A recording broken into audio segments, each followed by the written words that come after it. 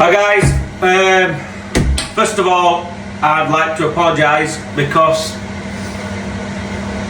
I'm literally had to get kitchen finished. I'm pushed for time and I couldn't really afford the privilege of talking to camera while I've been fitting kitchen.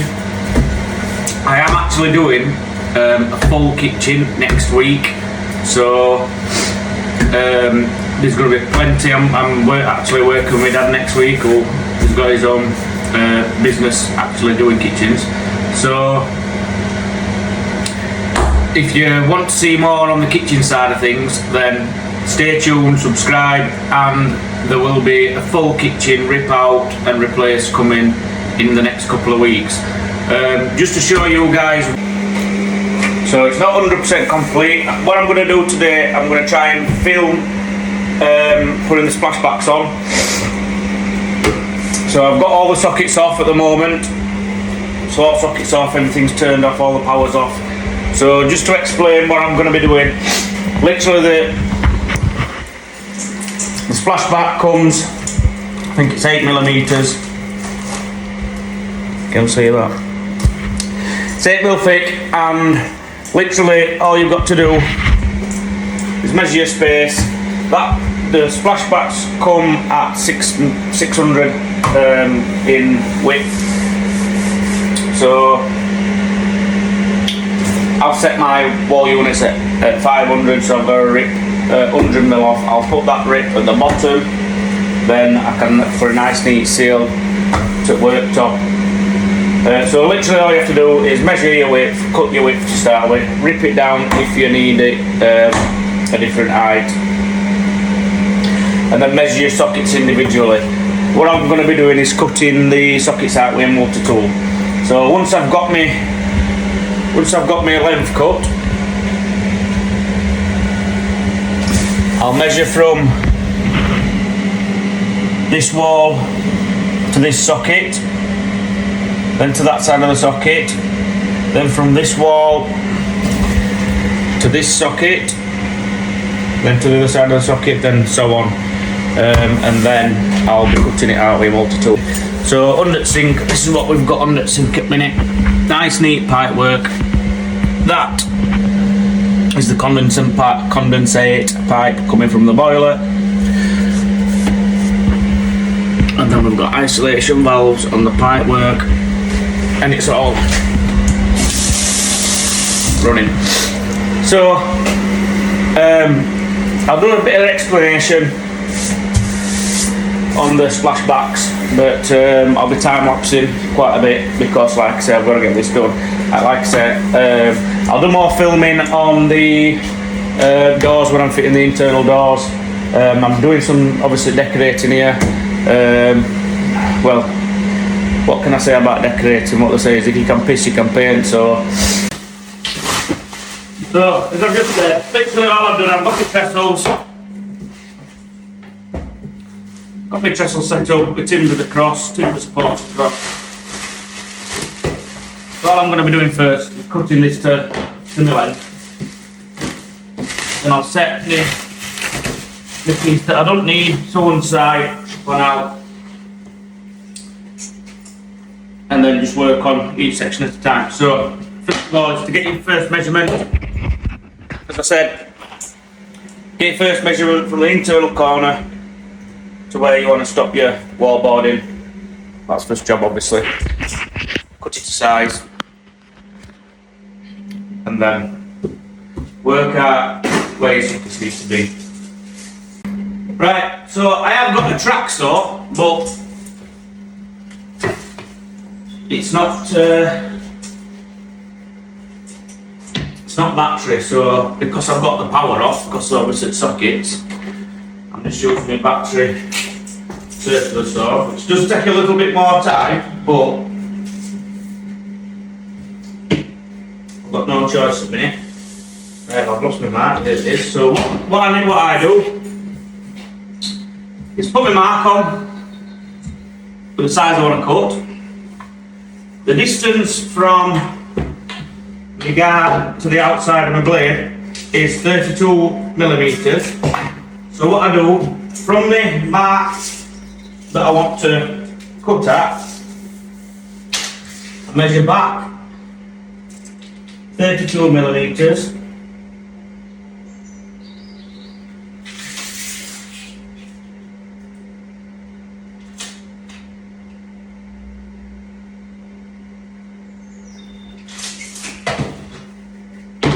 Get straight level, straight edge.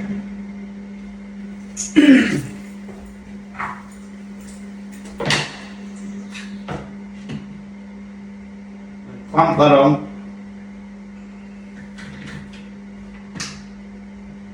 32 mil away from the line where I'm wanting to cut.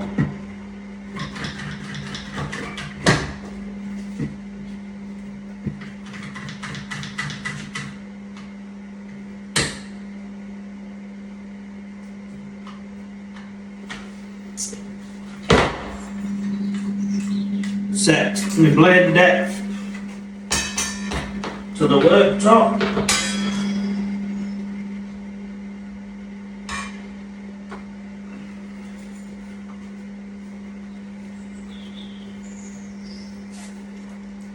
So I've set that to probably 2 mil deeper than what the worktop is. So what that'll do is, if for any reason you've got your fingers underneath, it'll hurt, it'll cut into your fingers, but at least you'll still have them. So that's where I like to do anyway. Garden Guru does the same. Check his channel out anyway. Brilliant Garden Guru. Good laugh, good fun.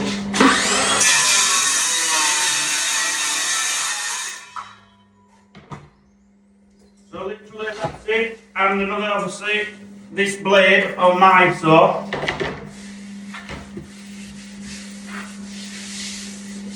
cuts up. So when you're cutting worktops or cutting anything and panels and everything, make sure you're cutting them upside down. So this is upside down at the moment, you can see it brown. This is the finished surface. So always cut the piece upside down. Right, so now I'm going to measure my height, which I think it's 500 anyway, but I'll double check, it might be a few mil out, so I'll do that. I'll measure from the wall to my first socket, measure from the wall to my second socket, and so on. I'll just take it in the kitchen and you can see it, which is what I'm going to do.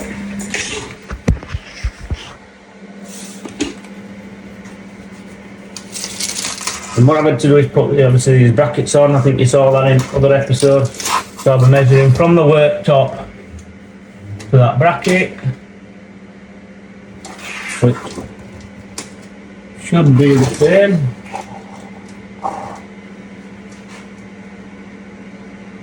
Yeah.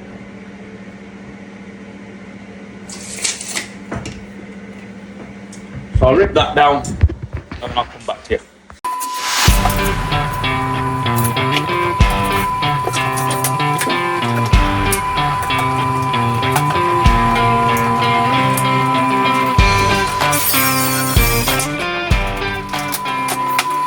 So what I'll do now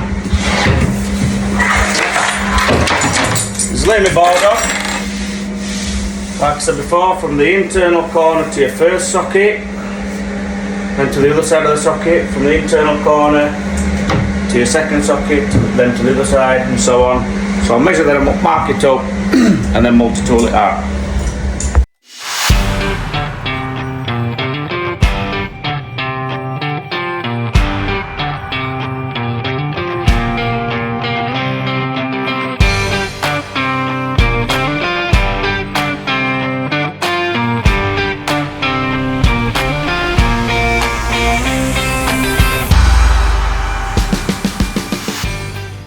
So what I'm left with there is that. So if I offer that up,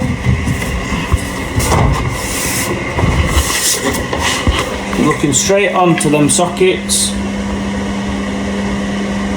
they'll line up perfectly. You have got a bit of play with your sockets, about 6 or 8 mil around the socket, which I've used a a blade which is exactly the same width as the cutout that needs to be. So if you can get one of them blades, you're just cutting literally the width of the blade all the way around the socket, and then once the socket front goes on, perfect.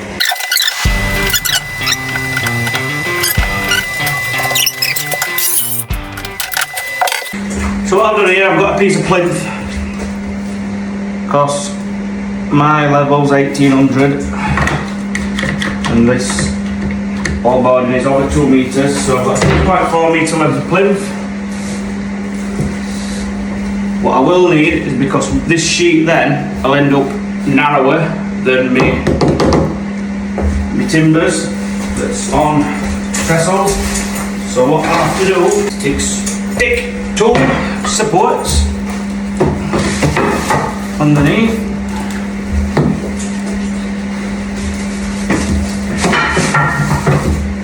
that'll then span across, so once this cut off, it's not going to drop through my trestles. And in this case, if you've got your blade too deep, it'll chop them off. Right, so once this is cut to width, to height, again, do your same measurements to your first socket, so on, so on, so on. This one's a bit difficult because what we've got here is we've got 2 sockets aside each other. We've got a single, which is a fuse spur, and then a double outside of that. So there's going to be a little piece in between that we've got to leave. This one, again, we've got a double socket, which is a cooker isolator switch. Then we've got a fuse spur. Then we've got a single socket, then a fuse spur, which is spurred for boiler. So again, in the middle of every one, we've got to leave a gap. But I'll get this cut.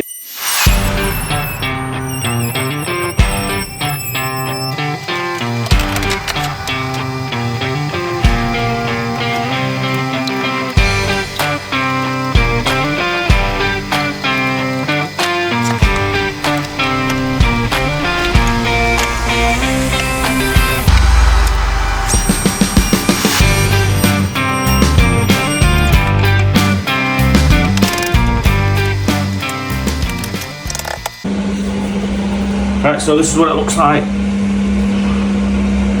Just got to put casing back on boiler. As you can see, nice and neat, so that's what it looks like before.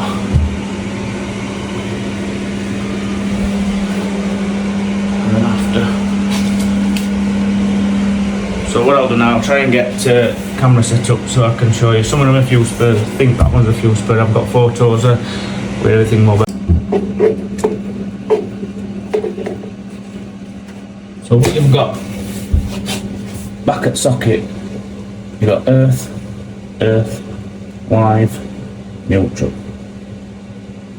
So if you just swap in socket fronts anyway, you can obviously, because the modern cable is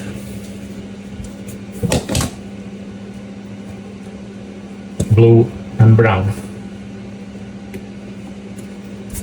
So I might be teaching you how to suck eggs here, but have a red or brown is live, and have a black or blue is neutral in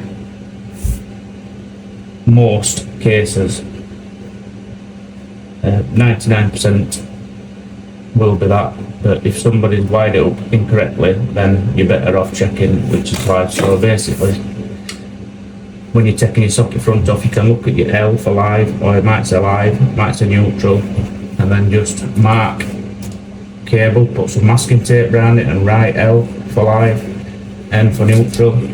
But in this case, I don't know what these are. This is my live, these are my neutrals, and then earths.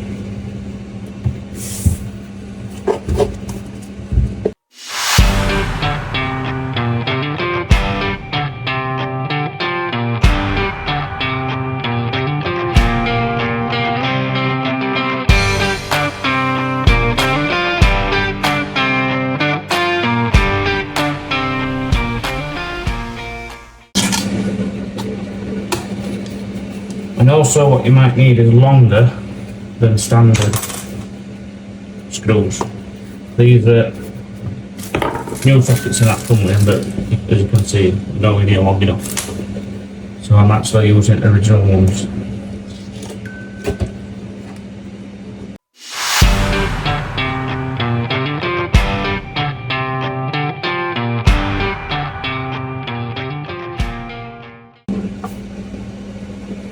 I'm a bit OCD, I like my screws to fit the same way. Oh, if you're wondering what that fucking noise is, it's the new extractor.